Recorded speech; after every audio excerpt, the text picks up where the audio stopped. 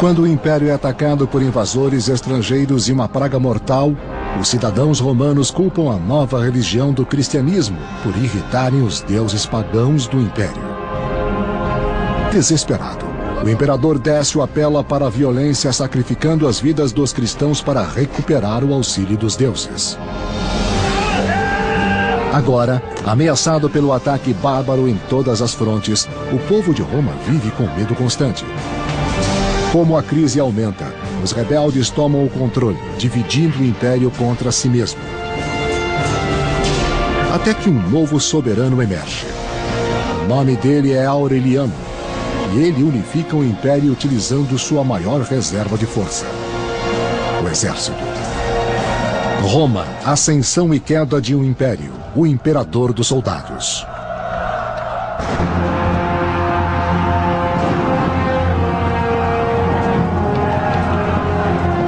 Por volta da metade do século III, o Império Romano é imenso e conta à distância, com legiões isoladas para proteger cada extensa província.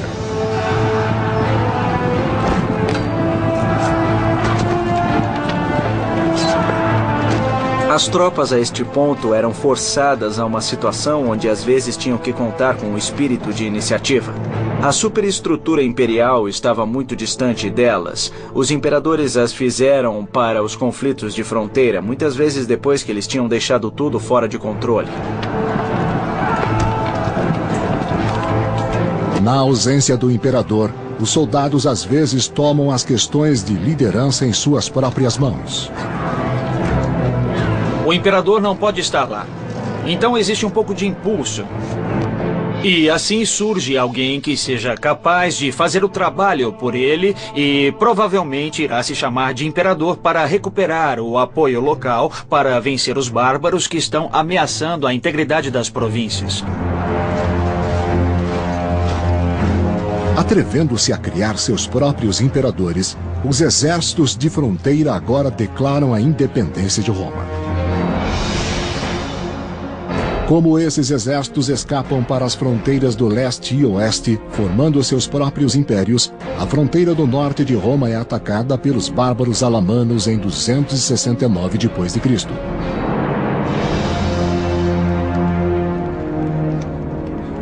Em seu palácio em Roma, o verdadeiro imperador romano, Cláudio II, está perturbado pelo ataque bárbaro devastador em solo romano. As tropas inimigas vieram por aqui e nós estávamos acampados aqui deste outro lado. Os inimigos do outro lado dos Alpes fizeram mais do que invadir o Império Romano. Pela primeira vez num período de tempo extraordinário, eles na verdade cruzaram os Alpes, entrando na Itália. Cláudio busca o conselho de seu poderoso comandante de cavalaria Aureliano, um homem cuja disciplina militar é descrita pelo historiador do século II, Vopisco. Aureliano, em seus anos iniciais, tinha uma mente muito rápida e era famoso por sua força. Ele nunca deixou passar um dia sem praticar com a lança, o arco e a flecha e com outros armamentos. Acreditamos que se viermos por este outro lado aqui... As habilidades de Aureliano logo serão testadas, já que as notícias da fronteira não são as melhores. Refugiados desesperados do norte da Itália testemunham a devastação. Com esta invasão, o perigo de uma rebelião dentro do exército torna-se ainda maior. Tome todas as providências necessárias. Sim, senhor. Se um povo bárbaro ameaçava invadir, então o povo local poderia simplesmente proclamar imperador qualquer pessoa que fosse um comandante militar na região naquele momento.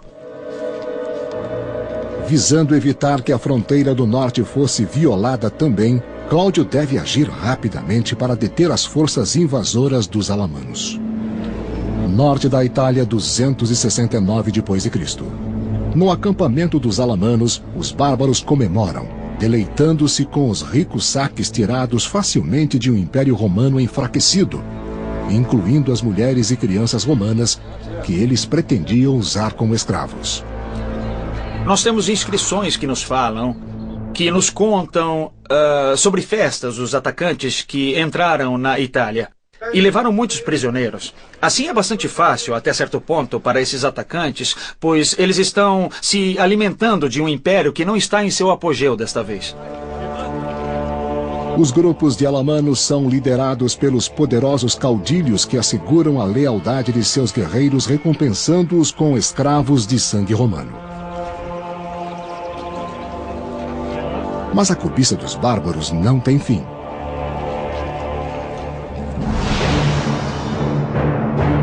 O imperador Cláudio é forçado a marchar com seu exército de Roma, encontrando os guerreiros alamanos no lago de Garda, no norte da Itália. Cláudio e seus homens enfrentam um inimigo brutal. O historiador do século IV, Amiano Marcelino, escreveu: Adiantando-se com mais pressa do que cuidado, eles se jogavam sobre nossos esquadrões a cavalo com terrível ranger de dentes e mais fúria do que ao usual. E um tipo de loucura reluzia de seus olhos. O imperador Cláudio também está se excedendo seriamente, mas ele tem uma arma secreta ao seu lado: a poderosa cavalaria do comandante Aureliano. Ele era conhecido como Mano ad Farum, que quer dizer mão pronta para a espada, pronta para entrar em ação quando a ação é necessária.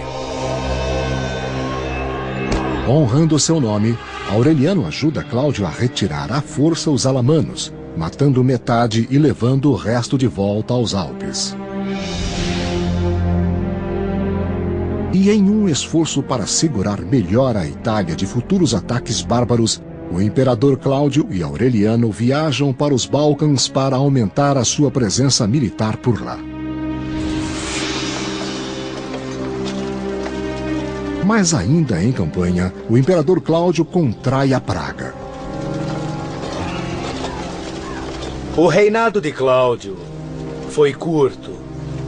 Ele governou de 268 a 270. Ele teve um sucesso militar significativo no ano 269. Pesadamente aconselhado na época e falado sobre isso depois. Mas este sucesso, a derrota dos alamanos, não é suficiente para restaurar o império. Como a vida do imperador Cláudio desaparece, está claro que esta tarefa deve recair ao seu confiável general, Aureliano. Balcãs, 270 d.C. Ele é declarado imperador por suas tropas. Aureliano os reembolsa sacrificando o deus dos soldados, o deus Sol Invicto, uma divindade emergindo como o deus da vitória dentro do exército. Fosse o que lhe desse a vitória ou o que lhe trouxesse algum benefício, isso seria sonhar muito alto naquele momento. Um homem nascido pobre, Aureliano agora sobe à mais alta posição no império por causa de seu brilho militar, como muitos grandes generais antes dele. Você não pode ser um imperador civil na metade do século III. Você tem que liderar tropas em batalha. Sempre há um lugar onde você tem que ir e lutar. Aureliano irá precisar da lealdade dos soldados e da força do deus deles, conforme ele enfrenta um inimigo conhecido. Em 271 d.C., os sanguinários alamanos retornam, devastando o norte da Itália e indo até Piacenza. Aureliano e seu exército correm para o oeste para isolar os bárbaros, mandando na frente uma oferta de negociação.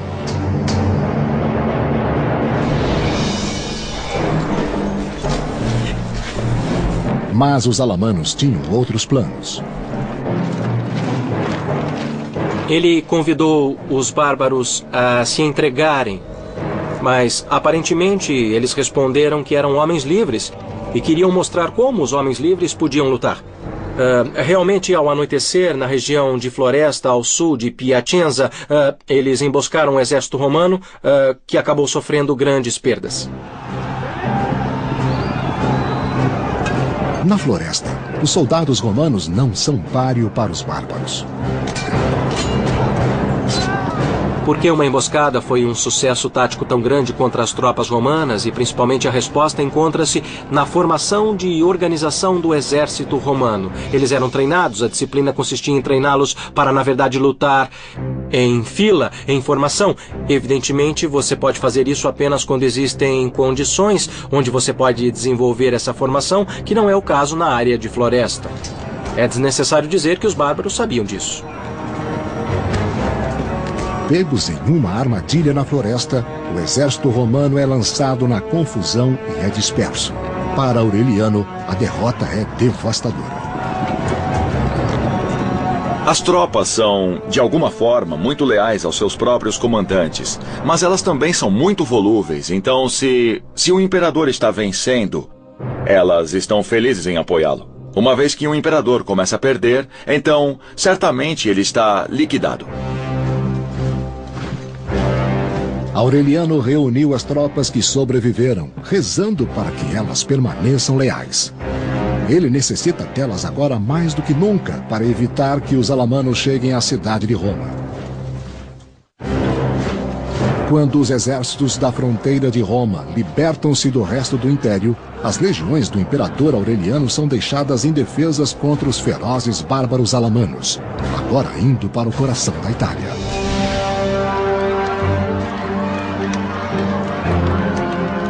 O terror toma conta do povo de Roma, conforme eles temem a chegada iminente dos bárbaros.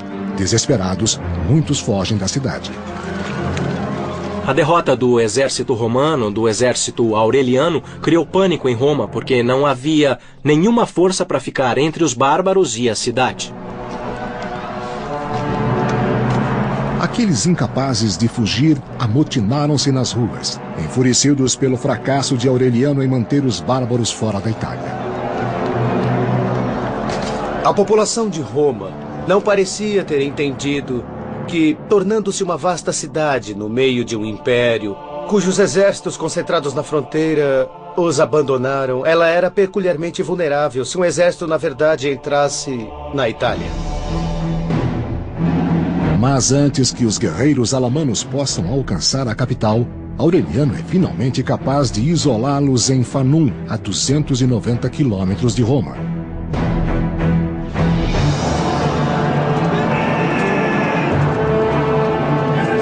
Após sua recente derrota, Aureliano deve reconquistar a lealdade de seu exército com nada menos do que a vitória absoluta. Os imperadores sempre confiaram no apoio do exército. E imperadores podem ter se apresentado como campeões da república. Mas, na verdade, a realidade fundamental dos poderes imperiais sempre dependeu do exército. Juntos, Aureliano e seus soldados ensinaram aos seus inimigos bárbaros uma lição de disciplina romana. Eles aprenderam agora que quando não houvesse uma oportunidade para o exército romano desenvolver uma formação, eles não tinham chances. Sufocados, muitos guerreiros bárbaros morreram na água no rio Metal.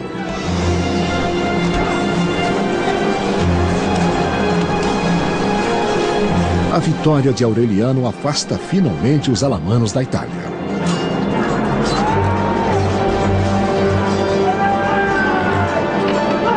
E recupera a confiança. Sem dúvida, o seu triunfo estimulou a moral em um momento em que ela havia sido bastante abalada. Mas o difícil triunfo de Aureliano na Itália é rapidamente ofuscado pelas notícias do surgimento de um conflito vindo da cidade de Palmira, na fronteira leste do Império.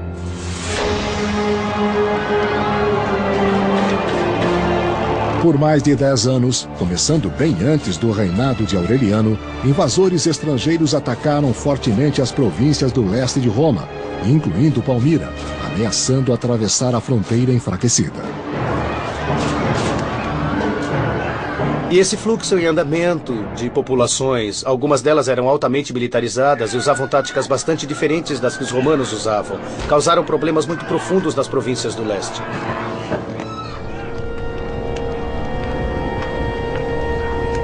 Próximo do deserto da Síria, longe da proteção de Roma, o povo de Palmira enfrentou a devastação de seu exército sozinho.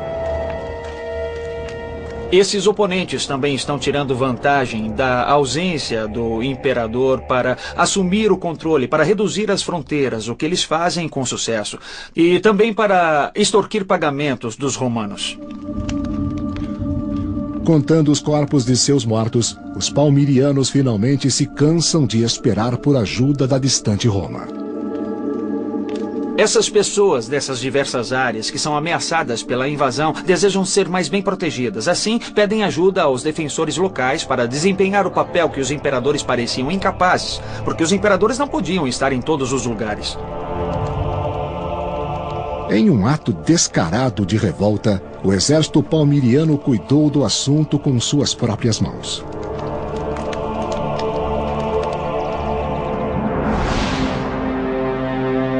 Como resultado da década passada, as províncias do leste intitularam-se Império Palmiriano, libertando-se de Roma. Agora elas fazem uma ameaça direta contra o imperador Aureliano, tomando a terra fértil romana do Egito. Egito, 271 d.C. Os ricos celeiros egípcios são agora controlados pela rainha palmiriana. Seu nome é Zenóbia.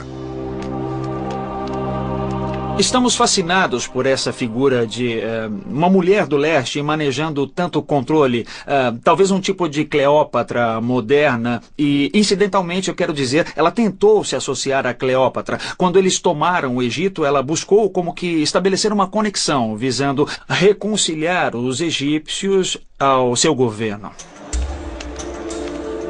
Com o Egito em suas mãos, Zenóbia se aquece em seu poder, ordenando aos celeiros que interrompam os carregamentos de grãos para Roma, impedindo a chegada de uma das principais fontes de comida do Império.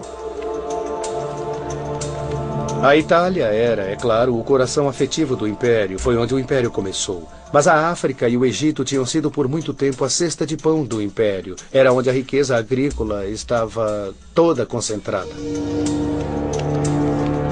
A rainha Zenóbia, com seu leal general Zábidas ao seu lado, agora tendo o Império refém por causa dos grãos, manda uma mensagem clara para Roma, que os palmirianos não são mais impotentes. Roma, 271 d.C. O jogo de poder de Zenóbia abala profundamente. Em Roma, Aureliano encontra o povo desesperado e faminto com a falta de grãos. Embora ele ordene às suas tropas que dividam seu pão com as pessoas, isso não é suficiente. Naturalmente, o Egito era o celeiro de Roma e, portanto, uma interrupção no suprimento de grãos para Roma era uma ameaça enorme para qualquer imperador, particularmente para um que já tinha tido conflitos para administrar Roma. A ameaça de fome deixa os romanos irrequietos e nervosos. Tendo perdido território para os exércitos do leste e oeste, o Império agora enfrenta rebelião em Roma. Tendo aliviado Roma da ameaça dos bárbaros alamanos, o imperador Aureliano enfrenta uma nova crise quando a usurpadora palmiriana, a rainha Zenóbia, interrompe os carregamentos de grãos egípcios para Roma, ameaçando a cidade com a fome. Roma, 271 d.C. Logo, os romanos se voltam contra o imperador Aureliano. A propósito, a violência que esta rebelião fez surgir estava a um nível não visto desde os tempos republicanos. Aureliano não teve escolha a não ser soltar seus próprios guerreiros selvagens contra os rebeldes. Você está lutando em Roma. Você sabe, esta é a guerra civil e isso é algo que os romanos também temem, porque sabiam quão divergente e quão devastador isso poderia ser. Não acostumados a lutar dentro de uma cidade, os soldados de Aureliano lutam em campo de batalha aberto. O exército romano, mais uma vez, mostra suas fraquezas, onde a formação em fila não pode ser mantida.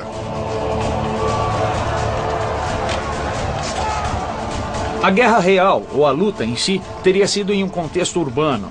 E, é claro, para os soldados romanos envolvidos na destruição de Aureliano, e isso deve ter sido altamente incomum. Batalhas antigas não eram batalhas tipicamente urbanas, luta rua por rua, e é nisso que seus soldados treinados teriam maior dificuldade. Mas, no fim, Aureliano acaba com a revolta. O historiador do século IV, Eutrópio, escreveu: Aureliano os reprimiu com a máxima severidade. Ele condenou à morte muitos nobres. Ele foi de fato cruel e sanguinário.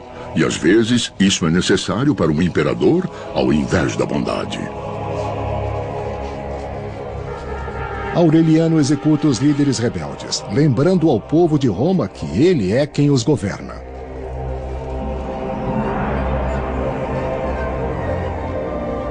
O imperador esmagou a resistência. Ele agora reconstrói os muros da cidade contra as forças externas. Roma será forte e segura em suas mãos. Tome todas as providências necessárias. Como resultado da crise militar no norte da Itália no início de seu reinado, o imperador Aureliano determina que a cidade de Roma deveria ser equipada com novos conjuntos de muros. Esse foi o primeiro realmente significante novo conjunto de muros construídos pela cidade de Roma desde quase 1000 anos antes.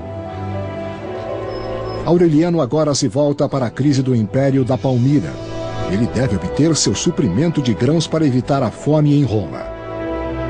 Suas rações de pão não irão durar para sempre.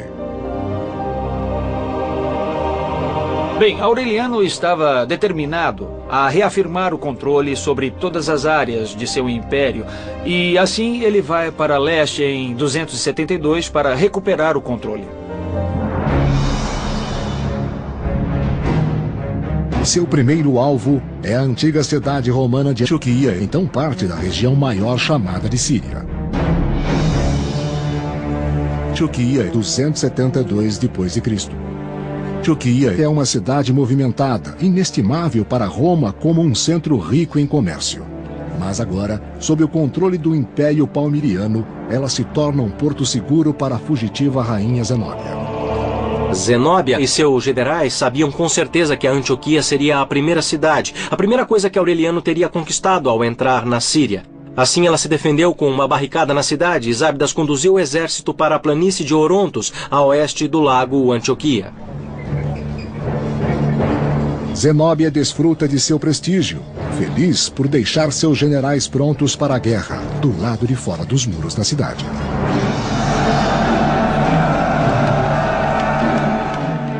O general Zábidas da rainha Zenóbia encontra o exército de Aureliano em batalha.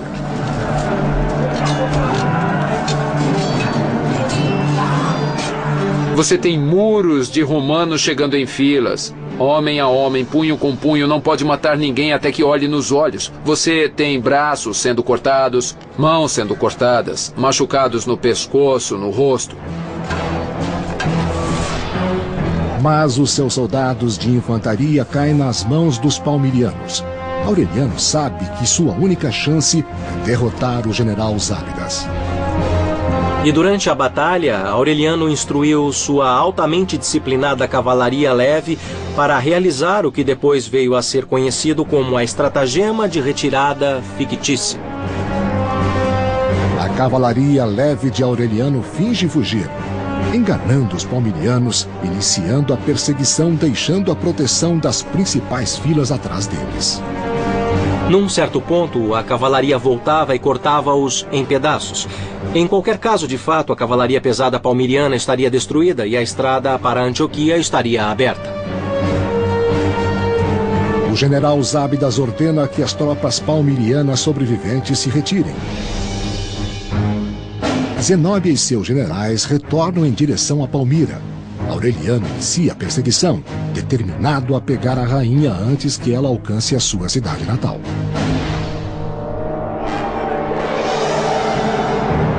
Mas no deserto siriano, Aureliano enfrenta um obstáculo inesperado. Temos que lembrar que é verão, é quente no deserto. Então, importunados pelo verão quente e os árabes, os nômades árabes que tinham permanecido leais a Zenóbia, Aureliano e seu exército foram perseguidos ou empurrados para Palmira.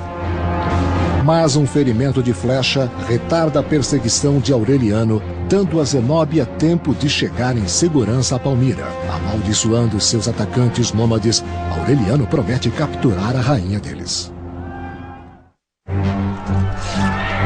Em 272 d.C., o imperador Aureliano derrota o exército da rainha Zenóbia na Antioquia, mas em perseguição à rainha em fuga, Aureliano é emboscado, permitindo que ela chegue em segurança a Palmira. Agora, com ordens para se render a Aureliano, que sitiou a cidade, Zenóbia escreve a ele uma contundente repreensão no estilo da sua modelo Cleópatra. Seja lá o que deve ser alcançado em questões de guerra, deve ser feito só pelo valor. Você exige minha rendição. No entanto, você não estava consciente que Cleópatra preferia morrer como rainha do que permanecer viva, por mais alta que fosse a sua classe social. Apesar da sua ousadia, a orgulhosa rainha sabe que ela não está segura na cidade por muito tempo. Ela rapidamente se prepara para viajar. Palmira em si não está realmente pronta para um cerco. Eles construíram algumas defesas muito rapidamente e claramente Aureliano tem algum apoio dentro da cidade, mas ela não aguenta por muito tempo. A rainha Zenóbia e seu general Zábidas fogem com o cair da noite, escapando de Aureliano novamente. Em 272 d.C., Zenóbia corre em direção à Pérsia, chegando até o rio Eufrates, nos dias modernos o Iraque. Mas os soldados de Aureliano continuam em perseguição.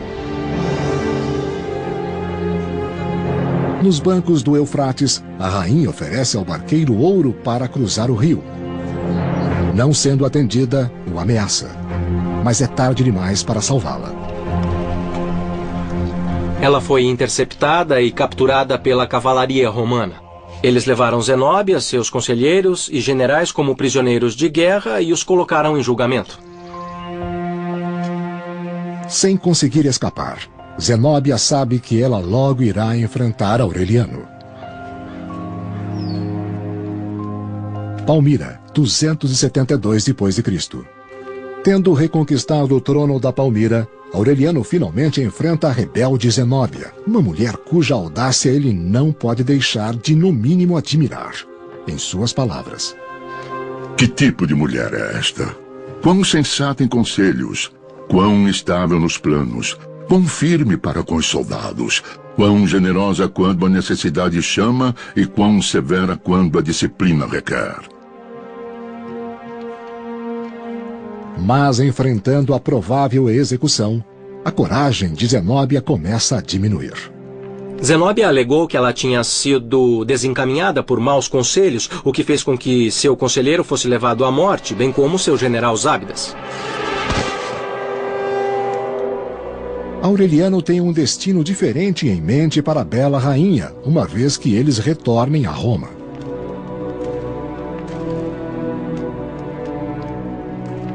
Mas antes de deixar Palmira, Aureliano visita um templo onde ele irá pagar tributo a apenas um deus. Deus dos soldados, o Sol Invicto, que assegurou sua vitória em solo estrangeiro. Ele claramente tinha em mente uma aliança entre ele e o deus Sol, que foi o responsável por seus êxitos na Palmira. Ele mesmo apresentou suas moedas como termos de uma associação do imperador com o deus Sol Invicto.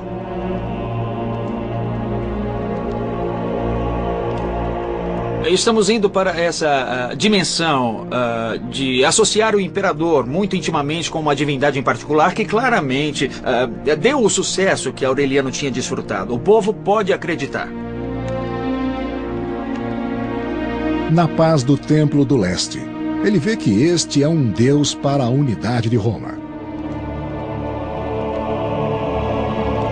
Ele parece ter participado de uma crescente tendência em direção ao universalismo, tanto na religião como no controle político romano. Oferecendo seu próprio sangue em sacrifício, Aureliano promete ao seu deus uma nação de adoradores. Roma, 273 d.C. Tendo recuperado o leste e a ração de pão de Roma, Aureliano é acolhido no seu retorno como um herói. Pode ter sido assinalado para os romanos um fim para o que tinha sido quase meio século de sequências de catástrofes militares, seguidas por recuperação, seguida por catástrofe, seguida por recuperação ilusória de novo.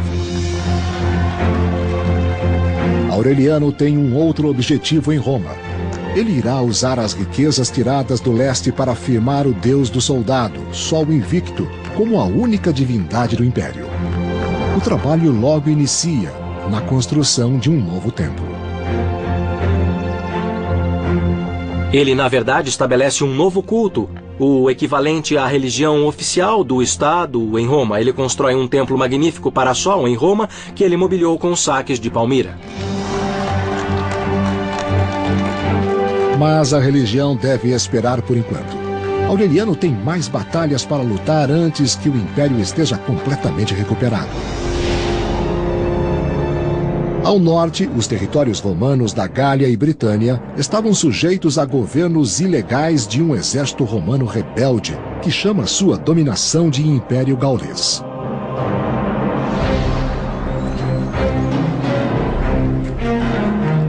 Parecendo a cada dia mais com seus inimigos bárbaros, os soldados gauleses desprezaram a honra romana, nomeando o arrogante general Tétrico, seu imperador.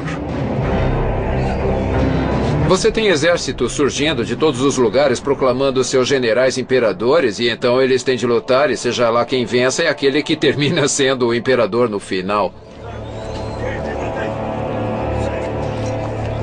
A separação do Império Gaulês foi, é claro, assustadora para os romanos. Foi uma grande perda, foi humilhante ter uma porção tão significante de um tradicional Império Romano nas mãos de outro homem. O imperador Aureliano rapidamente move-se para recuperar as terras gaulesas e reestabelecer ao Império sua glória anterior. Tudo o que está no seu caminho é o general Tétrico e o exército gaulês. Tendo derrotado a rainha Zenóbia e recuperado o leste, Aureliano agora promete recuperar o território perdido no oeste para o usurpador Tétrico e unir todos os romanos sob um deus, o deus guerreiro Sol Invicto, o deus dos soldados. Em 274 d.C., o Império Gaulês rebelde abrange a Gália e a Britânia.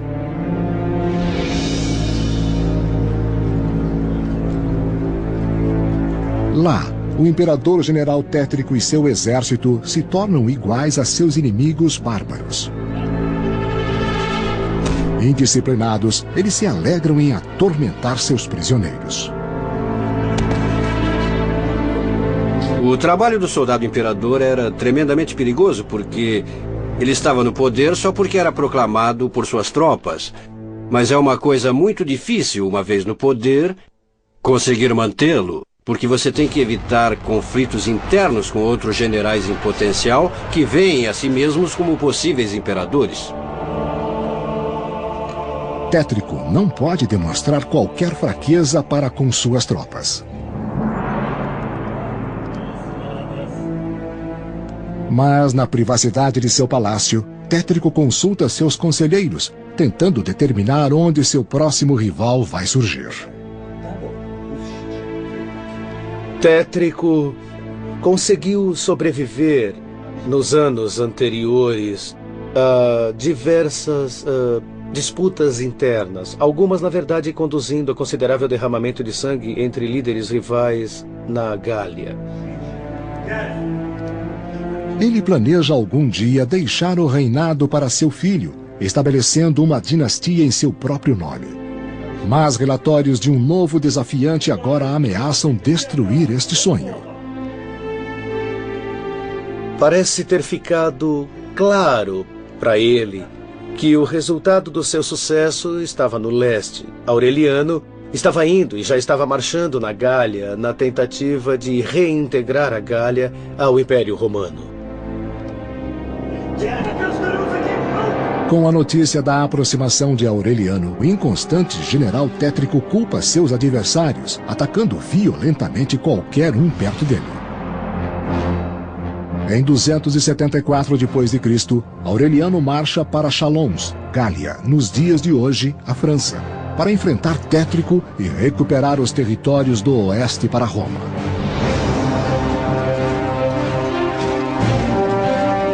Aureliano e seus homens encontram o general Tétrico nas florestas de Chalons, onde a luta é agressiva.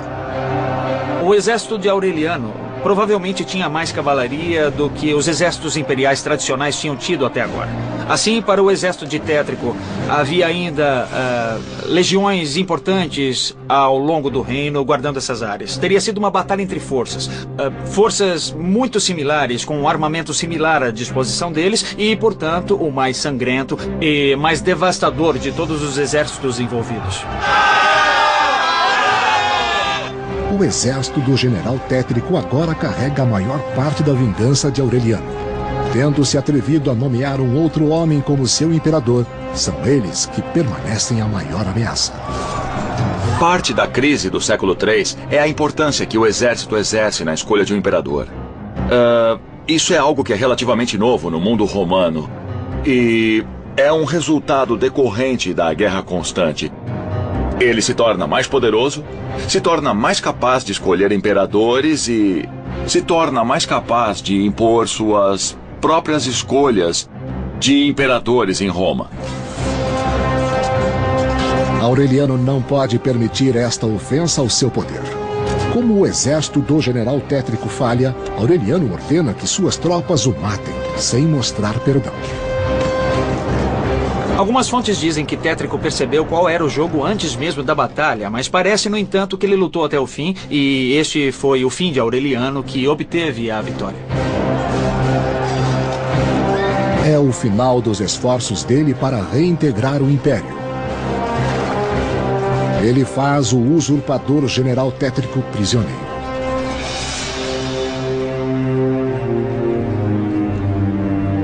E como agiu com a rainha Zenóbia de Palmira, o imperador Aureliano também poupa a vida do general Tétrico. E para Tétrico também. Foi surpreendente que, particularmente um oponente em guerra civil, oponentes em guerras civis geralmente representam um grande perigo. Ele pode, depois de tudo, se voltar contra você. Mesmo assim, Aureliano demonstrou impressionante clemência em salvar as vidas desses dois oponentes. O exército gaulês do general Tétrico não tem tanta sorte. Eles recrutaram um imperador rival no oeste e agora irão pagar um preço alto por essa traição. Aureliano era um grande disciplinador, pelo que parece. Ele não tolerava rebeliões por parte dos soldados. Ele os conduzia duramente, mas era respeitado por eles. Para manter o respeito de seus próprios soldados, Aureliano sabe que a sua punição pela captura dos gauleses deve ser brutal e completa. Ninguém será poupado. Aureliano era um comandante militar bem-sucedido e, em alguns aspectos, alguém bastante selvagem, como talvez se deva ser. E ainda, o seu tratamento a Tétrico foi incrivelmente generoso. E é neste espírito generoso que Aureliano retorna vitorioso a Roma. Roma, 274 d.C. Depois de 4 anos de campanha incessante, Aureliano comemora a reunificação do Império com uma parada de triunfo espetacular, mostrando os capturados de mais alto nível de cada conquista. Há todo tipo de tradições que vai com essa cerimônia que marca como distinta e de alguma forma bárbara e impressionante. A presença do imperador Aureliano em Roma e a presença do imperador para comemorar uma verdadeira vitória militar era um evento de romances para toda uma geração. Os usurpadores derrotados, Zenóbia e Tétrico, estão na parada também. É a evidência dos êxitos de Aureliano do leste a oeste. Era um espetáculo humilhante estar na parada em Roma como um líder inimigo capturado. Isso implicava que esse líder ficara sem coragem para morrer em batalha. Embora eles possam estar humilhados, Zenóbia e Tétrico e os outros capturados têm a permissão de viver concedida pelo generoso imperador Aureliano. Ele também mostra sua bondade ao povo de Roma. O próprio Aureliano distribuiu fartamente pão, carne de porco, mas também nós sabemos que túnicas brancas de tecido egípcio e africano. Então era claramente uma demonstração muito generosa de força.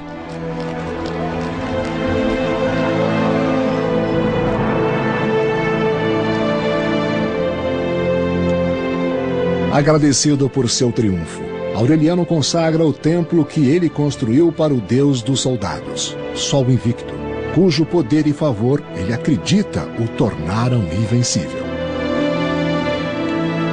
Muitos sábios acreditam simplesmente que se estava tentando fazer cumprir a conformidade entre os povos do Império por razões políticas e também por razões religiosas, e essas duas coisas não eram facilmente separadas na mente de um romano.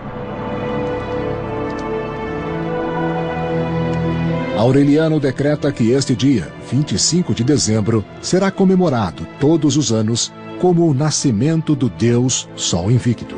Imperadores posteriores, também buscando unir Roma com a religião, irão adotar esta data para o nascimento de Jesus Cristo.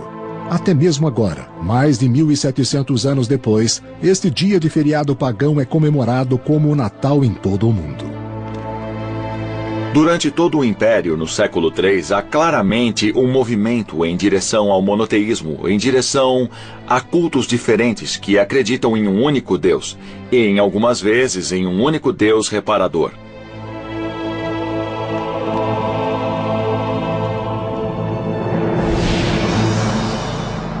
O Império Romano unido agora se estende da Palmira à Britânia. Mas em 275 d.C., os bárbaros novamente causam destruição no leste. Aureliano marcha com seu exército para a Trácia para se preparar para a batalha. Trácia, 275 d.C. Aureliano era uma figura fascinante. Ele era um indivíduo muito energético e dinâmico. Se você pensar em todos os lugares nos quais ele fez campanha em sua vida, ele deve ter tido uma energia tremenda. E é esta energia que dá a ele a lealdade de suas tropas. Aureliano é muito bem sucedido como líder militar, ele conhece suas tropas, ele trabalha muito eficazmente com elas. Tenho certeza de que ele os recompensa regularmente. Ele pode, eu acho, contar com um significante apoio contínuo de seus soldados. Eles confiam nele. Você sabe que eles o veem como seu líder. Tendo trazido a esses soldados a glória e honra de uma vitória inimaginável, Aureliano nunca suspeitou da traição que se inflamava entre suas fileiras.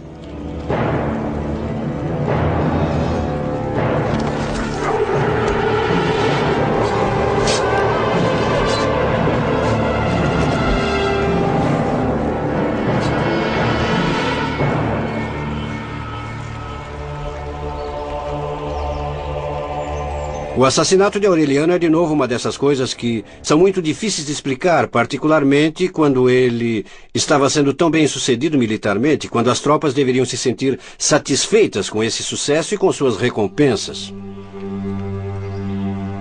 Seus atos traiçoeiros abalam e deixam o Império em choque. Até onde sabemos, a notícia de que o imperador foi morto foi recebida com incredulidade e muita tristeza. Ele foi enterrado com grande pompa em uma magnífica tumba no exato lugar onde ele foi assassinado. Roma chora a perda de um grande imperador, um que salvou o império do colapso certo. Eu acho que a importância de Aureliano está no fato de que é o início da recuperação romana, da máquina romana central voltando à vida. Ele a conduziu para a reunião do Império, para trazer tudo sob seu controle central. Mas no final, nem mesmo o Deus dos soldados pôde protegê-lo das espadas dos traidores, e o Império que ele havia trabalhado tão duro para unir se fragmenta novamente.